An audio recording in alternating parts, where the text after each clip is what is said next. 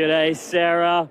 Now, a question for you and a question for everyone watching from the safety of the internet back at home is, have you ever felt like just beating the living snot out of someone? And the other question is, has that someone been someone that you love? Now, VR technology for a long time has allowed us to play games, and a lot of games, of course, involve combat.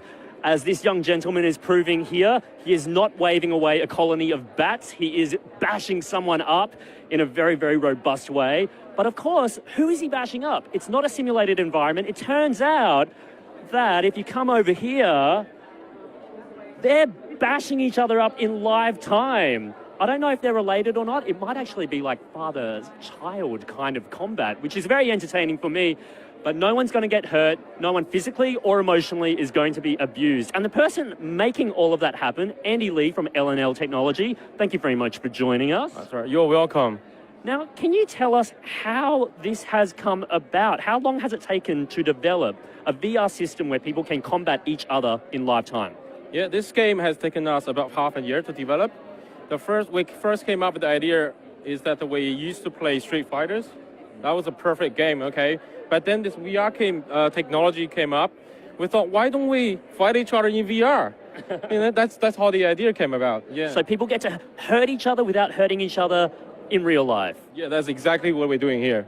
And what makes it different to other kind of fighting games currently out on the market in VR?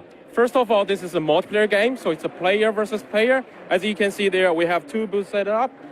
There was a little boy who was fighting his father on the other side. Yeah, that's a multiplayer game, so it's quite different from what we have on the market right now. So over Future Assembly, what kind of combats have you seen? You've seen parent versus child. What other kind of variations have you had? Well, we've seen son versus father, daughter versus mother, brothers going against each other, sisters, boyfriends and girlfriends, husbands and wives. So many different varieties. We've seen 10-year-old little girls fighting a guy who's like 190 tall. Yeah, that was just happened this morning. I can't tell whether this is a horrifying thing or a beautiful thing. What's your take? I think it's beautiful because people interact with each other. Yeah. Well, girlfriends and boyfriends sort out their disputes over the game. They don't have to fight each other in real life. So you're saying it brings people together. Violence, simulated violence, where you're up against each other, is bringing us closer. Yeah, definitely is. But I wouldn't say it's violence. It's more funnier than, strictly violent. Yeah. Now, when they've got the VR mask on, what are they actually seeing? What they're seeing is we created this virtual world where right now the stage is high up in a metro city, and you're on top of a building. And so you see flying cars. It's a futuristic building, right? You see flying cars, and of course you see your opponent, which is we create these characters, stylized. They got masks, whatever you want to have, right? And they can fight each other in the game. And now these things that the players are holding in their hands, what are they and how do they work? They are. It's called Vive. It's produced by HTC, the mobile phone company. It's one of the most popular VR headsets on the market right now. So it's a piece of amazing piece of hardware where you can track your position in the room and track your hand position as well with the controllers.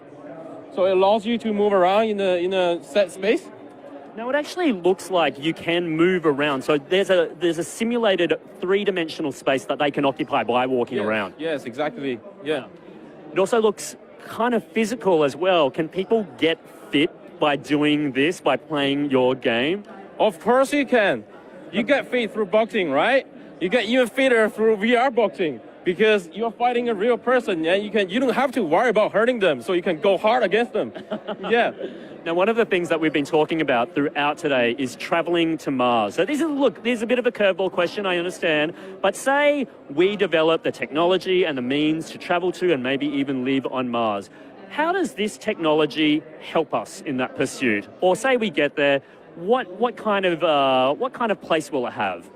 Well, from top of my head, I can create a Martian alien for you to fight with. Or if you can give us some pictures or geographical data from Mars, we can create an environment that's just like Mars. Yeah. And you can work on Mars and can fight Martian aliens, And so I guess that helped you on Mars. So right now, all of the environment's human, but we can change it in a heartbeat. Yes, definitely. Definitely, we can do that. One last question for you, Andy Lee. If you were to go to Mars yourself, and you can only choose one thing that you cannot possibly live without, what are you going to take with you and why? My family. I love them. I love them. That is the sweetest answer, and no other person has given that answer. You win already today. Everyone else is a terrible family member. And just remember that if you've got an answer to that question, which is, if you were going to Mars, what is the one thing that you would be able to take that you cannot possibly live without? Put it in the Facebook comments, because you've got every opportunity to win the BB-8 that you saw earlier today. Back to you, Sarah.